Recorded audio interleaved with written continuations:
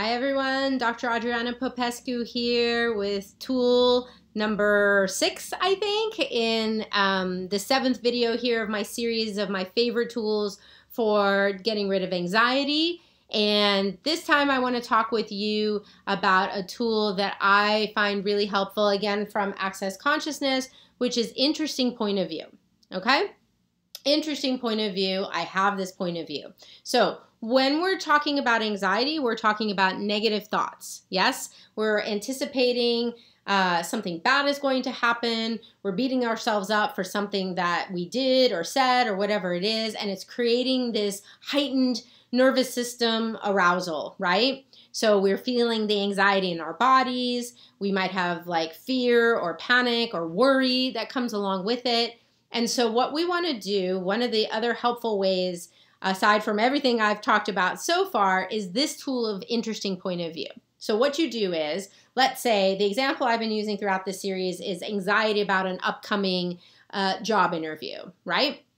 So you could notice, right? Of course, first you have to notice, like, time out, what's happening right now? What is this? I'm feeling anxiety. What am I anxious about? Well, I'm anxious about this upcoming job interview. Okay, great. So notice all that upset. Interesting point of view, I have this point of view. Okay. So that might be referring to the negative thinking you're having. I'm going to flub it. I'm going to say something stupid. They're not going to like me. I'm going to blow it. I'm not going to get it. Like whatever that all that is, what you say to it basically is interesting point of view, I have this point of view. Interesting point of view, I have this point of view. Interesting point of view, I have this point of view. And you keep saying that until the energy starts to lighten. What is that doing? Well, it's essentially separating you from the upsetting thought. Yes, it really puts you into that space that that meditators will call the witness state or the observer state, right? Because when you do mindfulness meditation, or what's also known as Vipassana meditation, which is my favorite form of meditation to use, because I was never somebody that could actually get my mind to stop. So I was better off developing this capacity to observe the thoughts and the feelings, because they would keep running, but at least I could distance myself from them. And by distancing myself from them, I can recognize that I am not my thoughts.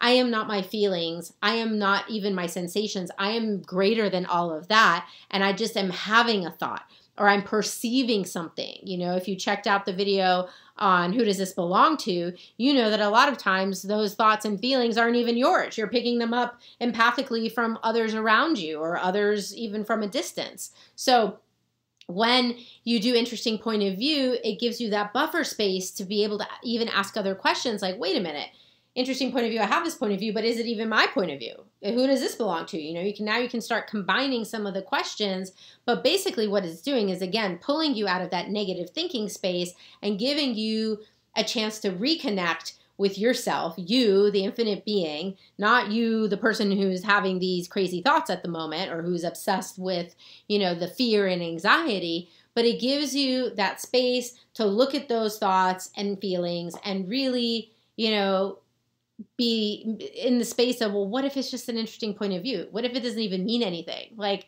I've done interviews plenty of times and done just fine. What am I thinking is going to be so bad about this one, right? The voice of reason can start to kind of kick in once you are able to get away from the intensity, because when you're stuck on the loop, you're stuck on the loop. You don't even realize sometimes that there's a way off of it. So a lot of these strategies that I've been giving you are ways to get yourself out of the thinking loop, and so that you can open up to a different possibility, okay? So keep saying it, interesting point of view, I have this point of view. If your anxiety is related to someone else, let's say you're feeling anxious about something someone else said to you, maybe they judged you or something, or whatever that is, you can also say, interesting point of view, they have that point of view.